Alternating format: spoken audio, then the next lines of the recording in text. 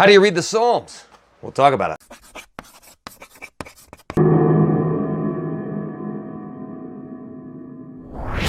I'm no good at poetry, which meant for a long time I was very intimidated by the Psalms. I took a lot of time to sort out in fact, how to read them. And to note that there's 150 Psalms, that they aren't all related to each other. Sometimes you have sections, but they're written by different people for different occasions with different purposes and so forth. How do you get into it? The Psalms are, no doubt, one of the most precious sections of the entire Bible, but how do we as Christians engage helpfully in them? Here's two questions that I think are vitally important when we turn to the Psalms so that we can understand them. The first question is this: who is talking to whom? Now you got to be careful, because sometimes this changes actually as you go through the Psalms. But it could be that there's a person talking to God. That's a prayer. Or it could be that God's talking to a person. That's instruction or prophetic talk. It could be that a person is talking to another person. A Christian is preaching to the unbeliever, and that's a sermon. Sometimes you have these beautiful passages where God is in fact talking to himself. The Father talking to the Son, or the Son talking to the Father. Today, you are my Son, today I have begotten you, from Psalm 2. Or sit here at my right hand till I make your enemies your footstool. That's the beautiful stuff. God the Father talking to his Son. But you want to ask that question: who's talking to whom? Is this God talking to me? Or is this me talking to God? Is this the Christian talking to himself? Is this a group of Christians talking to the unbeliever? And so forth. So you got to ask that question first. And then the most important question, and I think this is the most important question for reading poetry in general, but especially for the Psalms, you got to ask, what's the picture? Poetry is painting a picture for us with words, and we have to see the picture. We gotta be in that picture to understand what's going on. I think this is one of the reasons why Psalm 23 is one of the most famous Psalms, because it paints such a beautiful picture. The Lord is my shepherd, I shall not want. He makes me lie down in green pastures. He leads me beside the still waters. He restores my soul. And we can see ourselves as lambs in the flock of the Lord, as he shepherds us to those things which we need and to those things which bless us. But then look, right in the middle of the psalm, the picture changes. You prepare a table before me in the midst of my enemies. So the picture switches from that of a shepherd with his sheep to that of a soldier standing surrounded by armies and sitting and eating and drinking in peace, knowing that we're protected.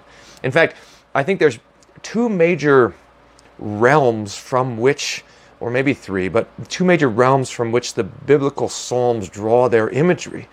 Number one is that of warfare, and number two is that of the temple, the worship at the temple. And my favorite Psalm 27 combines those two. The Lord is my light and my salvation.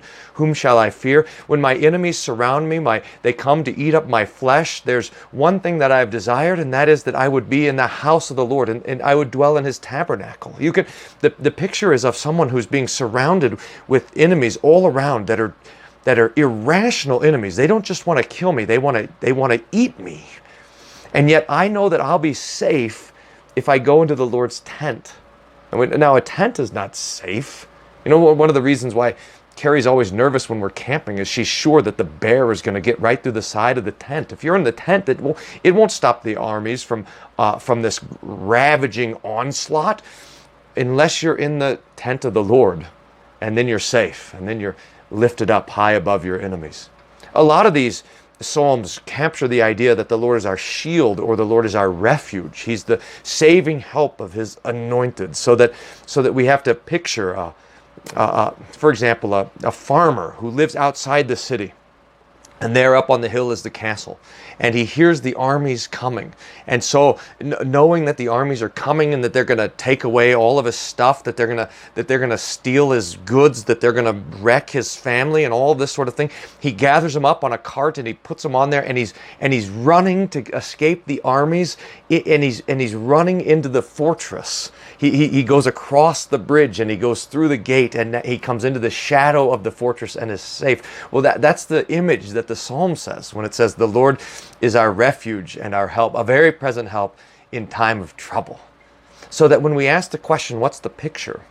We're able to see the words and get the idea behind them. The third major maybe area that the pictures of the Bible come from is from the farm, the seeds that are growing and being planted and so forth. So you have stuff like as the hart or as the deer panteth for the water brook, so pants my soul after thee, O Lord. And you can see it almost. This deer, it's been running from its predators and is about to collapse for thirst and for tiredness and just looking for a bit of water to drink, and it finds it in the brook and it finds comfort.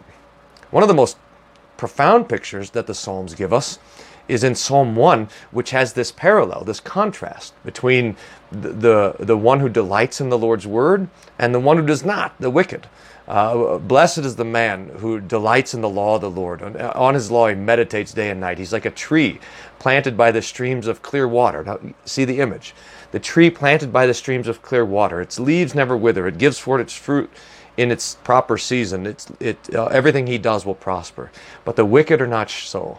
They're like the chaff, that little film that's around the outside of the wheat, and that's beaten off before the wheat is taken to the mill, and that they separate by throwing it into the air, and the chaff simply floats away. It says the wicked are like the chaff that the wind drives away. So you have the two pictures, the picture of the tree that never moves and the chaff that floats away. And when you see the picture, you start to get the psalm.